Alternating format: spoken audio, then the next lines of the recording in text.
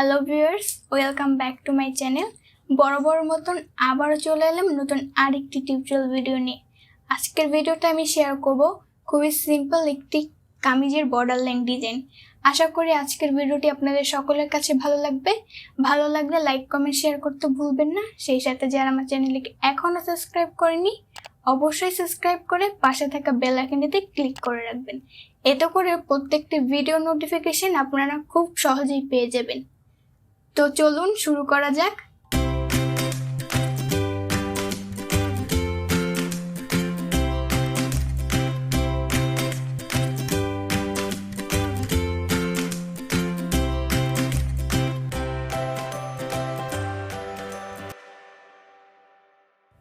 আজকের ভিডিওটিতে আমি খুবই সিম্পল একটি বর্ডার লাইন ডিজাইন ড্রয়িং করে দেখাবো। এটা আপনারা যে কোনো কামিজে, ওড়নার পাড়ে অথবা শাড়ির পাড়েও ব্যবহার করতে পারবেন, খুবই সুন্দর হবে। ডিজাইনটা আঁকার জন্য আমি চওড়ার মাপটা নিয়েছি 3.5 ইঞ্চি। 3.5 ইঞ্চি আপনার একটা চওড়ার মাপ নিয়ে নেবেন আঁকার সুবিধার্থে। এবং আমি এইখানে যে চিকন বর্ডার লাইনটা দেখতে পাচ্ছেন, এখানে আমি 1/2 ইঞ্চিও দিতে পারেন, চাইলে এর চেয়ে চিকন দিতে পারেন। আপনাদের পছন্দ অনুযায়ী এখানে আপনারা একটি বেস তৈরি করে নেবেন। প্রত্যেকটি অর্ধবৃত্ত শেপের এই ডিজাইনটি 3 ইঞ্চির ভিতরে হবে। এই দেখুন, আমি প্রত্যেকটা কিন্তু আমার 3 ইঞ্চির ভিতরেই আছে। লম্বার মাপটি নিব আমি 9 ইঞ্চি। 9 ইঞ্চি করে নিয়ে আমি 3 ইঞ্চি 3 ইঞ্চি করে ভাগ করে 3টা ভাগ করে নিলাম। এই 3 ইঞ্চির ভিতরেই মূলত আমার এই ডিজাইনটা আঁকা হবে।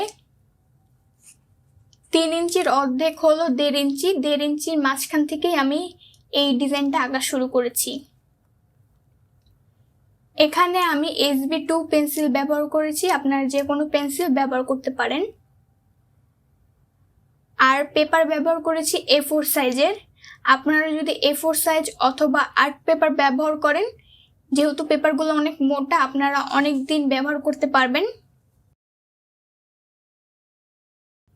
এবং কার্বন দিয়ে আঁকার পরেও এটা নষ্ট হয়ে যাবে না।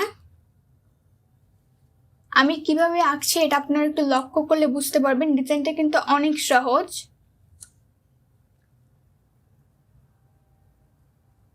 আপনারা অনেকেই আছেন প্রতিনিয়ত আমার ভিডিওগুলো দেখেন, উপকৃত হন, কিন্তু আমার চ্যানেলটিকে এখনো সাবস্ক্রাইব করেনি।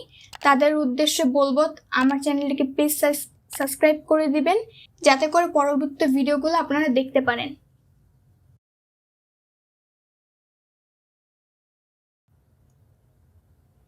এখন আমি এই যে বৃত্তর ওখানে পাতাগুলো দিয়ে দিচ্ছি।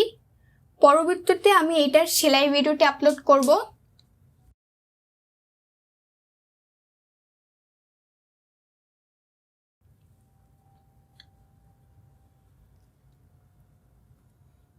এছাড়াও ডেসক্রিপশন বক্সে কিছু হাতের কাজের ভিডিও লিংক দিয়ে দেব, চাইলে আপনারা সেখান থেকে দেখে নিতে পারেন।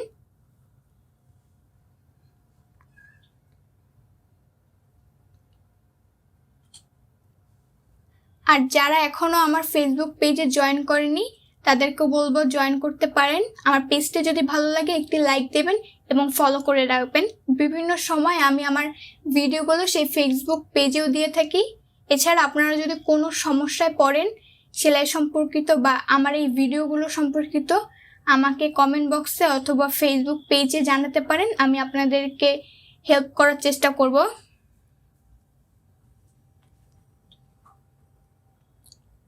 আমি আমার প্রত্যেকটি ভিডিওই খুব সহজভাবে বোঝানোর চেষ্টা করি, যাতে করে যারা এইসব কাজ করতে পারেন না তারা জানি খুব সহজেই করতে পারেন।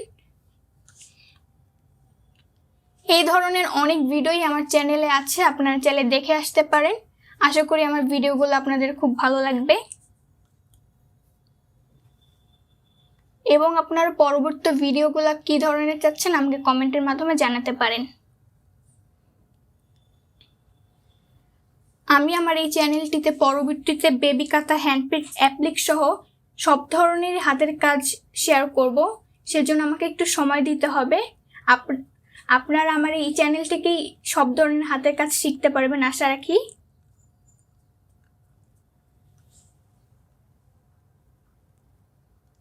আমি আমার প্রত্যেকটি ভিডিওতে বিগিনার্সদের জন্য কিছু টিপ অ্যান্ড ট্রিক্স দিয়ে থাকি, তাই আমি আপনাদের কাছে অনুরোধ রাখবো পুরো ভিডিওটি স্কিপ না করে সম্পূর্ণ দেখবেন, তাহলে আপনাদের কাজ করার ক্ষেত্রে অনেক সহজ হয়ে যাবে।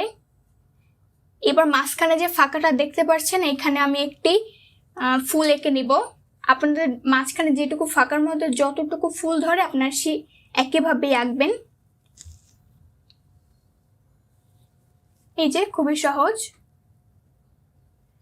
চারপাশে পাতা দিয়ে তারপর আমি ফুলটা করলাম।